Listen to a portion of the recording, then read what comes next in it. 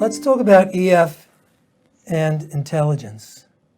I think that because we say that EF reflects the frontal lobes, we have to consider it as a type of intelligence.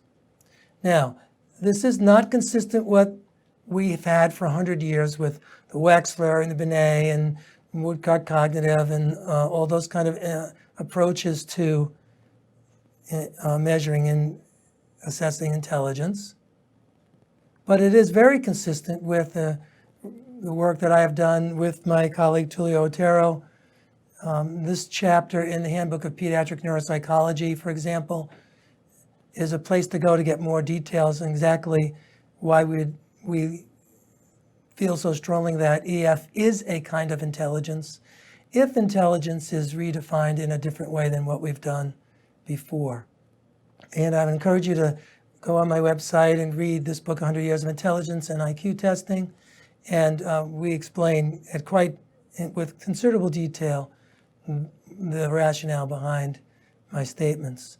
But the main point that I think we need to reflect on whenever we think about how can we measure executive function, we need to ask two important questions about any kind of a test we might give or any kind of a rating scale that we might provide. So for example, if you give a test question, say a vocabulary test on a Wechsler, for example, and you ask, what does the student have to know to answer the question? Obviously, they have to know the words and in that language. If you give a test and the student doesn't need to know a lot, but they certainly need to think real hard, that could be a task that involves executive function, or it could be a task that involves some other ability. And I'm going to explain those two scenarios in the next few slides. So in order to explain this a little bit more, I'm going to start by bringing us back to my paper with Tulio Otero in Davis's Handbook of Pediatric Neuropsychology, where we talk about the 4 basic psychological processes that are related to Luria's conceptualization of the functional units of the brain. So in non-technical terms, we call this theory PASS, which stands for planning, attention, simultaneous, and successive. And when we talk about planning and attention, that's really the EF part of all this. But planning is about thinking, being alert, making decisions, changing as needed, self-monitoring, self-correction. Simultaneous processing is about getting the big picture, like a block design on a whisk, or a progressive matrices, or a reading comprehension, or understanding grammatical statements. And then successive processing is all about sequencing. Sequencing of anything, sequencing of words, sequencing for speech articulation, sequencing when tying his shoes, sequencing when decoding a word, sequencing when doing math. So these 4 basic psychological processes, I think, need to be measured to really understand if a student's low executive functioning on a rating scale is related to neuropsychological finding of brain function, or is it related to environmental issues? And if you want more information, you can look at my cognitive assessment system. And in the manual, you'll see the discussion about the executive function scale on the CAS-2, which is a combination of planning and attention subtests. So in this theory called PASS, we're really taking a neuropsychological approach to defining intelligence. We're not following the AMI alpha, the AMI beta, the verbal, nonverbal, quantitative, and we're not looking at theories of intelligence based upon factor analytic results, but rather on brain function. So when we talk about planning, we really are talking about an ability that a person uses to determine, select, and apply efficient solutions to problems. It's the efficiency part that's so very important. And that includes impulse control and self-control. And that's why in our research, children with ADHD do perform poorly on the scale. And we also have an attention scale, which is really defined in a very traditional way in a lot of ways. Attention is going to be required whenever a person needs to focus on one aspect of a stimulus and ignore the distractions in the surrounding area. So when we look at these two together, these are two good examples how we get at executive function on the CAS. The one on the right is the classic Stroop test, and I'm sure you all know how that works, but when you look at the word red that's printed in blue, you want to say red, but you have to say blue.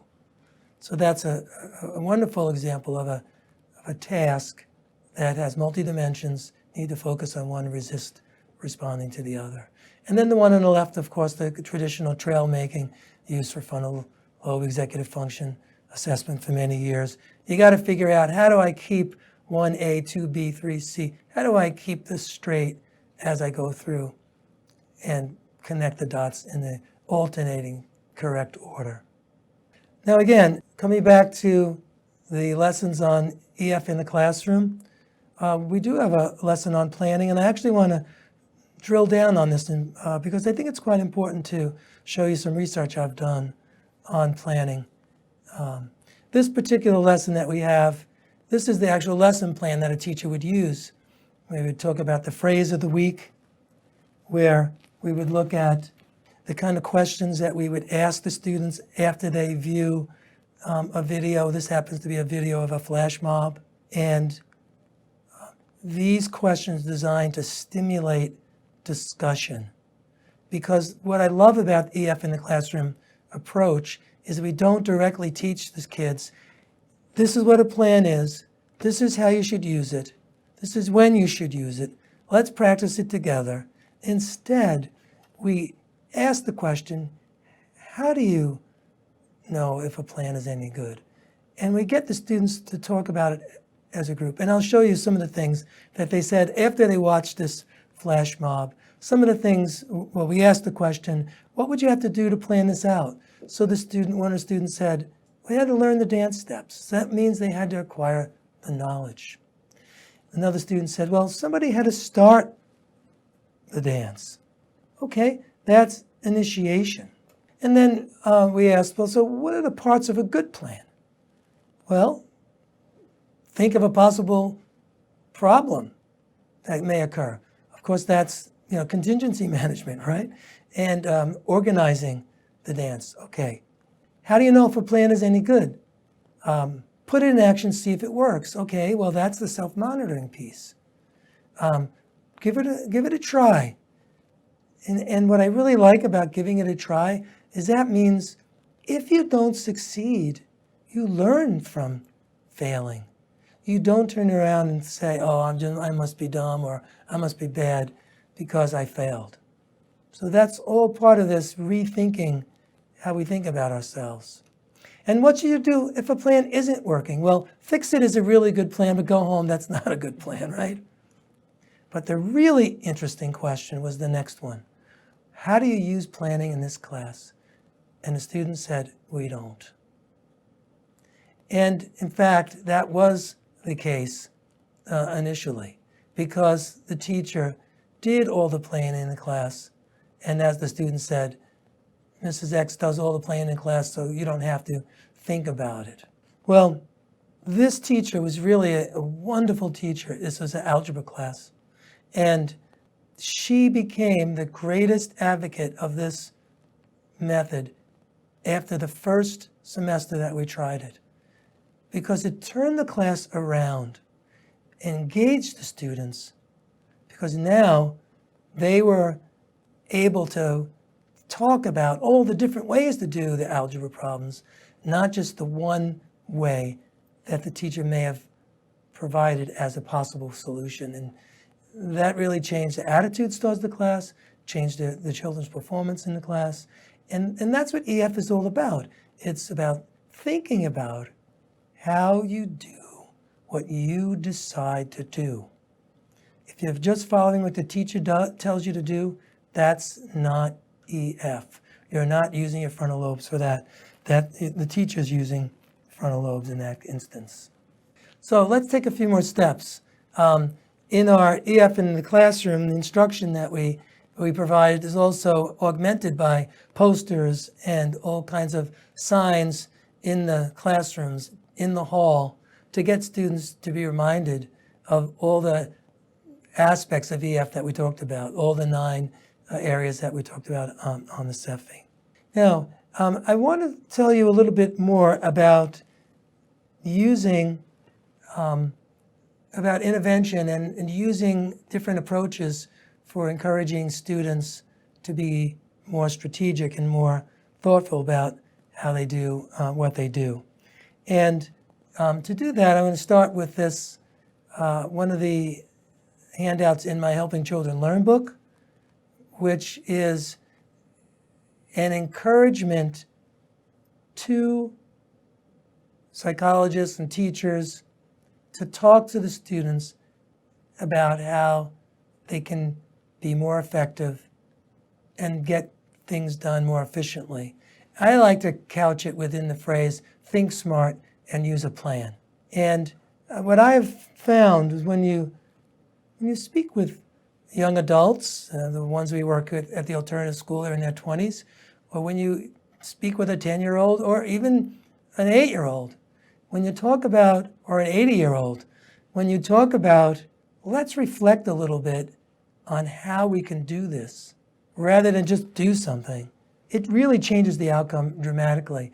But it demands that person needs to stop and think, okay, what are my options? What am I going to try? How can I make sure I'm successful? I became interested in this in the early 90s and actually developed an intervention which I call planning facilitation. And this intervention has been tried in repeated experiments since then. And I just want to share with you the most recent one, which was actually the dissertation of one of my students, Dr. Jackie Eisman. And just to give you a little bit of background here, Jackie had spent a lot of time with me looking at this concept of planning facilitation and the research that I had previously published. And we wanted to take it to the next level and do a randomized control study.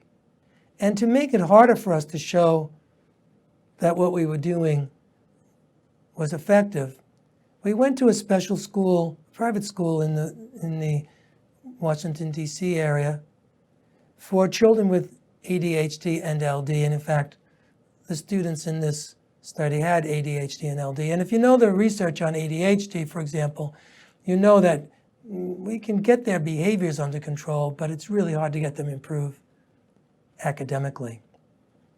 So anyway, we set up this study using a traditional experimental and comparison group design. And we used mathematics taken from the curriculum, the mathematics that the teachers had already taught. And I created math worksheets. They were actually 4 pages long. And the math worksheets were created in such a way, I wrote a program in Excel so that we could have an infinite number of math worksheets, but the actual problems would be different, but the difficulty would be the same across all the worksheets. So what we did was we worked with the students in half-hour or 40-minute blocks of time, and the teachers did all of this intervention. What they did is they would give the kids 10 minutes to do the math worksheets. Then there would be 10 to 20 minutes of applying this method called planning facilitation, which I'll explain to you in a minute, or normal instruction, and then 10 more minutes of math worksheets. So not only are we going to a school with kids who have lots and lots of problems, we're also comparing this approach to encouraging students to better use EF to more math instruction. And we want to see which one's going to work better. Now, what do we mean by this planning facilitation strategy instruction method? is the teachers simply asked questions like, what was your goal when you did this work? Where did you start? What strategy did you use? And did that strategy help you achieve your goal in some way? What are you going to do next time? And the students then responded as a group.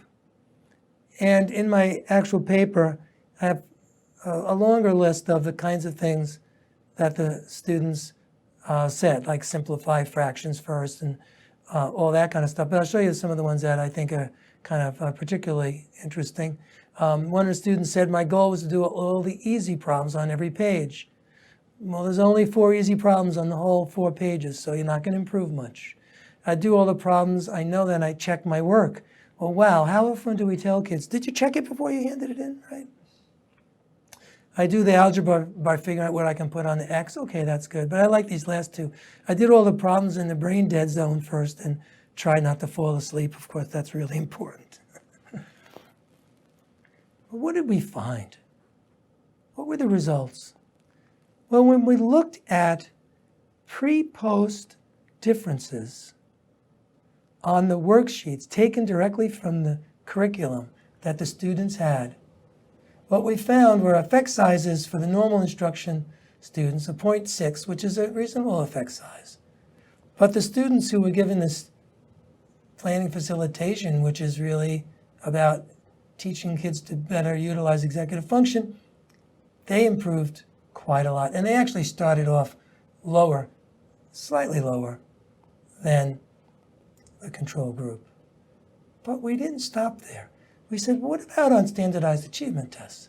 So we looked at math fluency effect sizes. Not much different for the normal instruction students, but quite a large difference for those who are taught to think about how they did what they did. But we didn't stop there either. We looked at numerical operations from the Wyatt. We found, again, that when we encourage students to think about how they do what they do, they improved considerably and more than the normal instruction group. Very interestingly, when we look at who benefited the most based upon their PASS profile, what we found is what I found in all of my research in this area, that the students who were lowest in planning improved the most. And really interestingly, a year later, when we went back and again pulled out the scores for the students, we found that the experimental group was still significantly better than the comparison group. And we hadn't seen the kids, we hadn't been there, we haven't talked to the teachers or anything for that year. And we've used this method in reading comprehension, for example, and get the same results. So what's really remarkable about this is the implication is we can improve academic performance in the classroom more by teaching the students to think than by giving them more instructional time.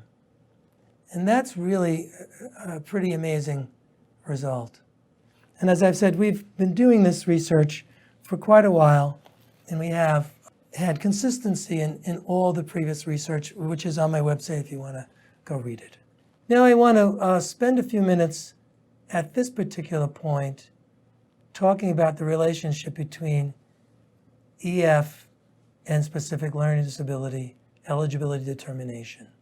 When we started off, I said that the concept of frontal lobe functioning, the cognitive part that we measure with a direct measure, or a performance test, or whatever you want to call it, that's the foundational brain-based driver behind behavior and all the aspects that we're going to still talk about today. But if you think about that, what that really means is that we're getting at a disorder in one or more of the basic psychological processes, which of course is the legal definition of a specific learning disability. And so I've been writing about for some time now that executive function is a basic psychological process. And therefore, if you do get a weakness in EF, that could support SLD eligibility determination. But how would that actually work?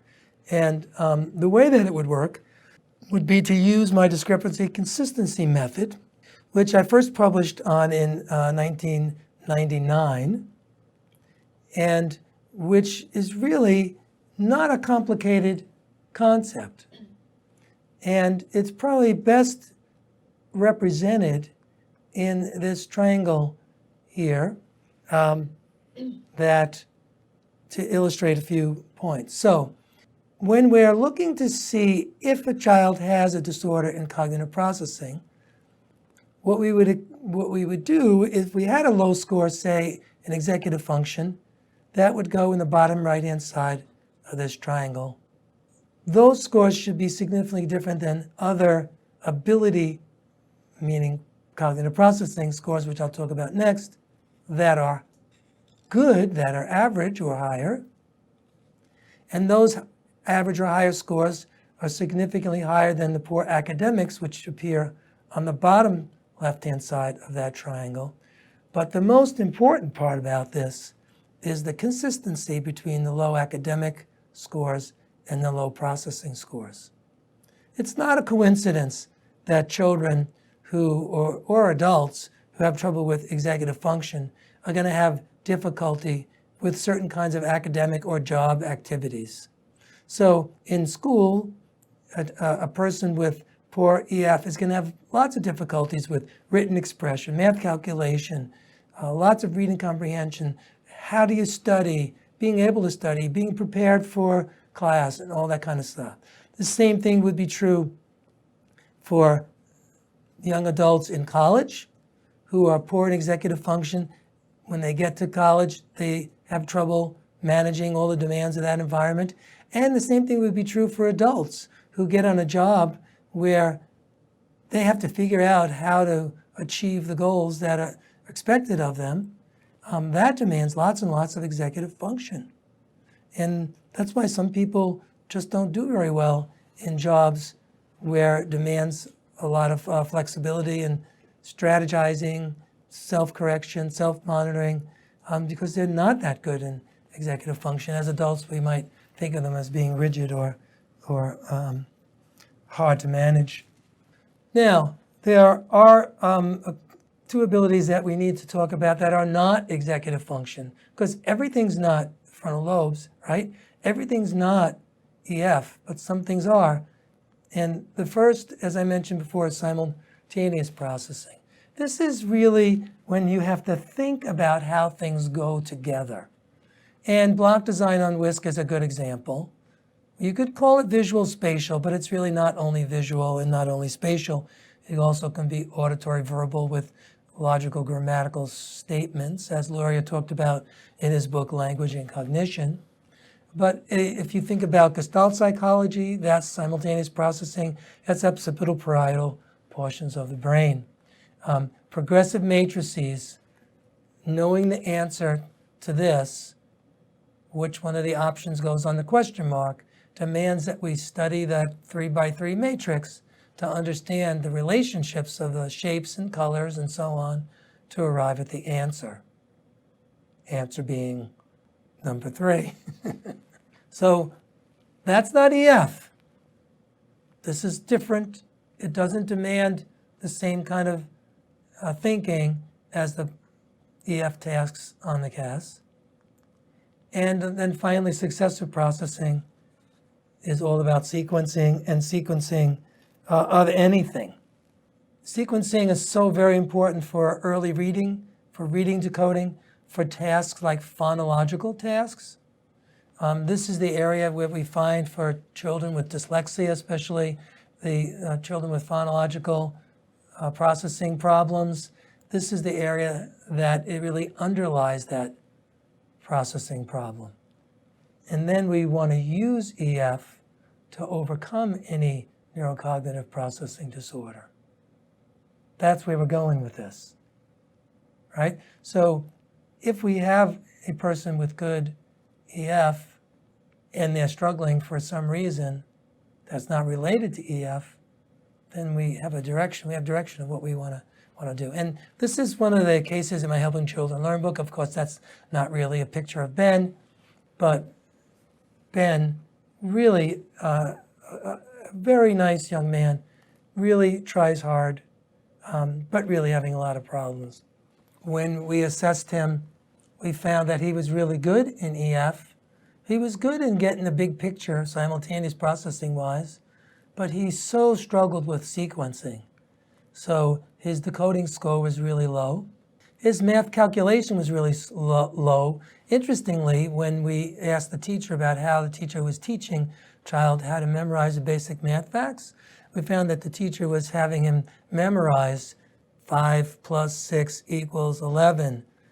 And that so demands remembering that sequence, which is why when you teach a child 5 plus 6 equals 11, and then you ask them what's 6 plus 5, they say, I don't know, right? Because they memorize 5 plus 6. So they memorize a sequence. He couldn't do it. So in a case like this, what we want to do is we want to help Ben first being aware that anytime any kind of a task requires that he put things in order, that it's going to be especially hard, and then that he has to come up with a plan, think smart and use a plan, figure out how to manage the sequence.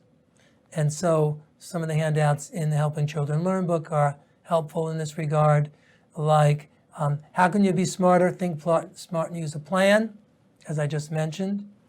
And then we would show him handouts like recognizing the sequence and then breaking the sequence down into parts, or chunking, or segmenting. And those kinds of solutions then are really, really helpful to help the student recognize the problem, help the student not feel overwhelmed, not feel just stupid like they can't be successful, give the student direction in terms of some strategies like these, but encourage the student to develop his or her own strategies. That's really important because remember what I said earlier, executive function is about how you do what you decide to do. That means we want the student to really be deciding about the solutions. We would give the student an example like chunking or segmenting to give the student a starting point. But what we really want that student to do then is to develop their own strategies and notice when they're having difficulty and then do something about it.